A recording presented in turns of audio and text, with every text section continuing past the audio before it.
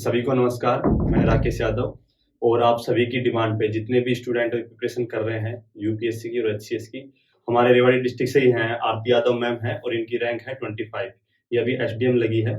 तो अब क्या होता है बच्चों का, जैसे कुछ बहुत से बच्चे मेंस में भी अच्छे नंबर ले आते हैं, बट उनका इंटरव्यू में मैंने देखा कि स्कोर बहुत डाउन होता है। ऐसा क्या रहता है कि स्कोर उनका डाउन रहता है? मुझे ऐसा लगता है पर्सनली बच्चों को फ़ोबिया है हाँ। कि हम बोल नहीं पाएँगे, हम कम्युनिकेट नहीं कर पाएँगे, हमारी वॉइस इतनी क्लियर नहीं है। तो ये सारी चीज़ें दिमाग में बैठ जाती हैं। इसका मैं ये बिल्कुल कहूँगी, इस चीज़ को दूर आप ईज़िली कर सकते हो। बहुत नॉर्मल है ये फ़ोबिया, क्योंकि बहुत सारे बच्चे होते हैं जिन्होंने कभी पब्लिक प्लेटफ़ॉर्म पे नहीं बात की होती है, जिन्होंने कभी इंटरव्यू नहीं दिया था। जैसे मैं, हाँ, मेरी लाइफ़ का ये पहला फॉर्मल इंटरव्यू था। मतलब इससे पहले मैंने कभी कोई फॉर्मल इंटरव्यू नहीं समझ दिया है। गया। तो इस फ़ोबिया को आप बिल्कुल दूर कर सकते हैं। आपका हो गया, सब प्रोसेस हो गई है, आपके पास 1 महीने का टाइम है फॉर एग्ज़ाम्पल। आप डेली शीशे के आगे बैठिए, आप अपने आप से पहले से आप ब 5 से 10 सवाल सोच लीजिए कि आज मैं अपने आप से ये सवाल पूछूँगा।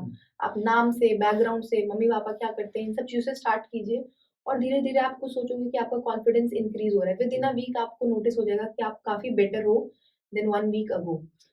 या फिर अच्छा, जैसे मेरा क्वेश्चन ये है कि जो बच्चे अब पढ़ चुके हैं या तैयारी कर चुके हैं, तो वो इंटरव्यू पे किस बेसिस की तैयारी करें? जैसे आपसे जो क्वेश्चन पूछे गए, आप कुछ शेयर करिए ताकि मैं उनको भी बताती आइडिया हूँ। हो जाए। जैसे इंटरव्यू पैनल में 5 से 6 लोग होते हैं। हुँ, हुँ।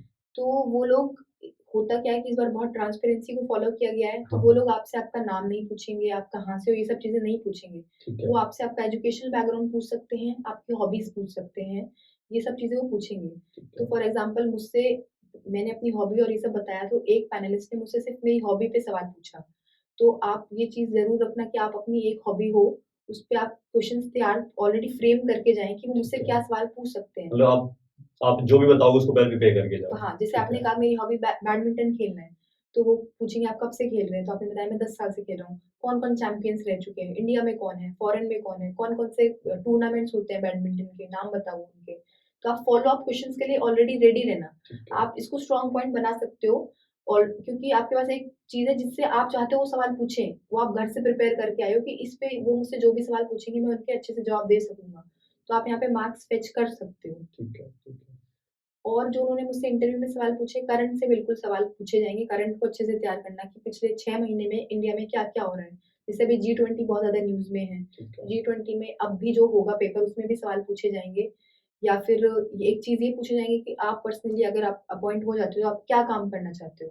तो ये 2-3 चीज़ें आप ऑलरेडी दिमाग में रख के चलना कि भई मैं हेल्थ सेक्टर में काम करना चाहता हूँ, मैं वुमेन एम्पावरमेंट के बारे में काम करना चाहता हूँ। जैसे मुझसे पूछा, आपको अगर हरियाणा में जॉब दी जाए, तो आप कौन से एरिया में काम करना चाहोगे?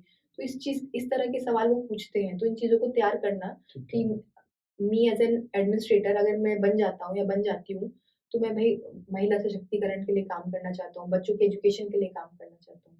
अच्छा, जैसे क्वेश्चन डेप्थ बाय डेप्थ जाते हैं, एक क्वेश्चन के अंदर फिर उसके अंदर क्वेश्चन पूछते हैं, तो कितना डेप्थ तक चले जाते हैं? पैनल टू पैनल भी डिपेंड करता है, जैसे किसी-किसी पैनल में मैंने सुना था वो बहुत ज़्यादा फ़ॉलो अप क्वेश्चन्स पूछ रहे थे कि अच्छा हुँ, ऐसा होगा तो फिर कैसे करोगे? अच्छा हुँ, तुम नहीं करोगे तो फिर कौन करेगा? मतलब बच्चों की एक तरह से टाँग खींचना भी कह सकते हैं, हुँ, तो उन मौकों पे घबराना नहीं है। हमेशा ये सोच के रखना है कि हमें बैलेंस जवाब देना है, हमें कोई भी एक्सट्रीम आंसर नहीं देना है, कि ठीक हमें है, बिल्कुल भी नहीं कहना है कि एक टफ सिचुएशन में मैं मतलब छोड़ के भाग जाऊँगा, या आपको ये भी नहीं कहना है कि मैं लोगों का उत्पीड़न ठीक करूँगा। है, आपको हर सिचुएशन में बैलेंस्ड आंसर देना है, और जहाँ कुछ नहीं आता, तो वहाँ तुक्का नहीं मारना है, क्योंकि वहाँ जो बैठे हैं वो आपसे बहुत गुना इंटेलिजेंट हैं। ठीक है। तो पोलाइटली आप मना कर सकते हो, जैसे मैंने भी 2 या 3 क्वेश्चन्स में कहा था कि sorry sir I don't know, या आई कैन नॉट रिकॉल। तो ऐसे बोलने में कोई दिक्कत नहीं है, इस चीज़ से अपना कॉन्फिडेंस डाउन नहीं करना है। क्योंकि ऑन एवरेज वो 25 से 30 सवाल आपसे पूछेंगे, हुँ, तो बहुत नॉर्मल है कि आपसे आपको 2 या 3 सवाल नहीं आते होंगे। अच्छा।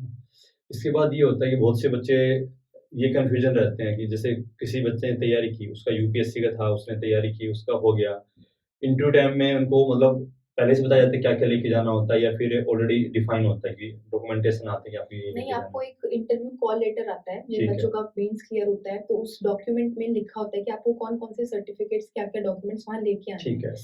और एक बाय चांस 1% आप कुछ रह भी जाता है, तो शायद वो आपको चांस दे देते हैं कि आप मँगा लीजिए, ला देना या सबमिट कर तो देना। सभी ओरिजिनल लेके जाना होता है? सभी ओरिजिनल डॉक्यूमेंट्स आपको लेके जाने होते हैं, वो वहाँ पे वेरीफाई होते हैं, और सभी ओरिजिनल डॉक्यूमेंट्स की एक-एक फ़ोटोकॉपी लेके जानी होती है, और ठीक है। 1 या 2 आपको अपनी फ़ोटोग्राफ्स लेके जानी होती है। और मैं कोशिश करूँगा कि और 1-2 जो मेंबर एचसीएस बने हैं, मैं उनके थ्रू उनसे मिलके उनसे पूछूँ कि आपने क्या-क्या प्रॉब्लम फेस की और किस तरीके से एक नॉर्मल फैमिली का बच्चा प्रॉब्लम फेस करता है।